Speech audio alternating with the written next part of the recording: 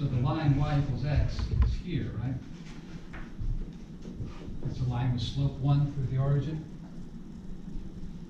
So if I take the point negative 2, 1, negative 2, negative 1, that's here, right? If I reflect that across the line y equals x, I get to the point negative 1, negative 2. See that? Just reflected across there. All right, so this is the point negative 2, negative 1, and here's its reflection, negative 1, negative 2. How about negative 1, negative 1? Or negative 1, 1, right? That's here. And its reflection is going to be at 1, negative 1. So there's that reflection. Okay, how are we doing? 0, 3? No, it's supposed to be linear. So that's kind of lining up. And that gets reflected to 3, 0, right? And 1, 5, it's up here. It gets reflected to 5, 1, which is here. All right, could be worse. 2, 7 is not on the map, right? So if I line these things up with a straight line, it helps to have a straight line tool. Oh, over here. So we see this line here. Which one is this? The function of the inverse? That's 1, 5, right? So that's the function. So this is y equals f of x. And the other one? That's going to be here. That's the inverse function. Y equals f inverse of x. Notice the symmetry across the line y equals x.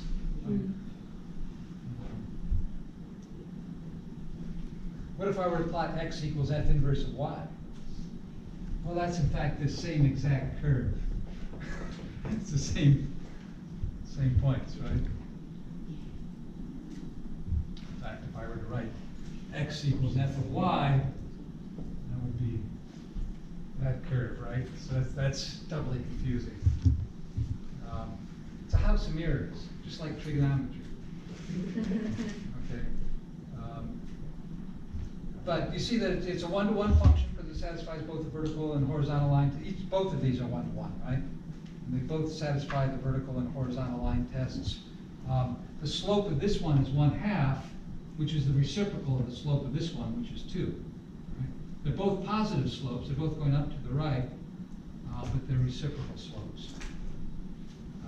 And notice that they intersect on the line y equals x, right? I don't know where that is. Is it negative 3, negative 3? Looks like, huh? Yeah, negative 3, negative 3. That would be a point on both plots. And we could do the same thing with this one, but let's take example 3, which is going to be an exponential function, and see what happens with that. So let's suppose we've got example 3. This is y equals 2 to the x, something very simple, right? Exponential though, right? Does that satisfy the horizontal line test? Yeah.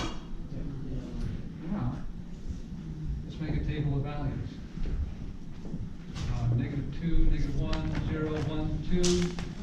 So this is a quarter, this is a half, this is 1, this is 2, and this is 4, right? So this is the function. What about the inverse function? How do you find the formula for the inverse function?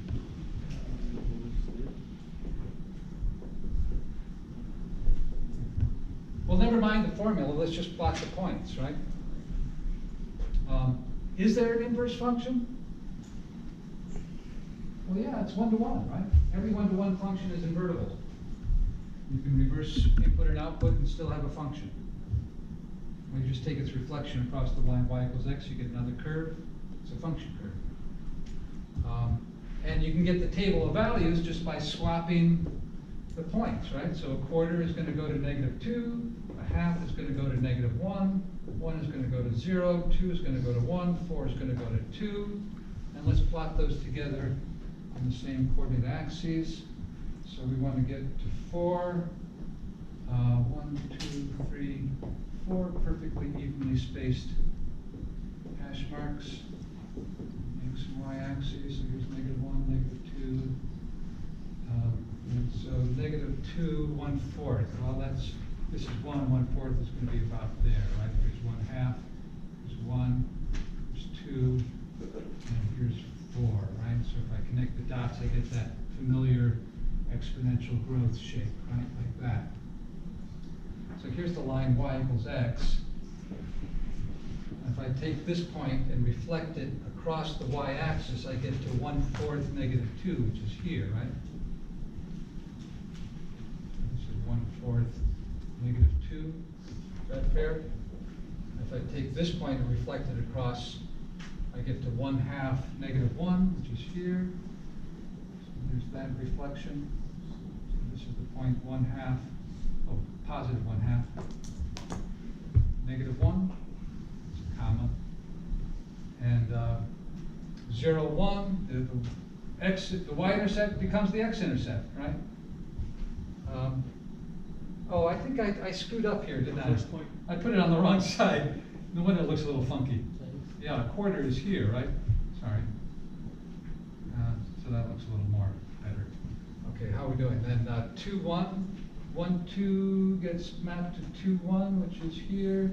So that's that reflection. Notice it always makes a right angle with the line y. This is the line y equals x again. And so the reflection just is straight across that line. And finally, 2, 4 goes to 4, 2, right? And that should be, I mean, I'm being a little bit sloppy here. But if I connect the dots here, I see that what was the x-axis, the asymptote along the x-axis becomes an asymptote along the y-axis. What was the y-intercept becomes the x-intercept. And it's still increasing, but now it's increasing at a decreasing rate. And so this is the inverse function. So now let's return our attention to the problem of finding a formula for the inverse function.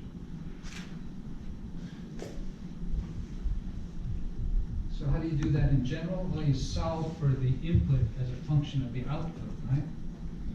So if we have y equals 2 to the x, we want to solve for x, find the inverse function, right?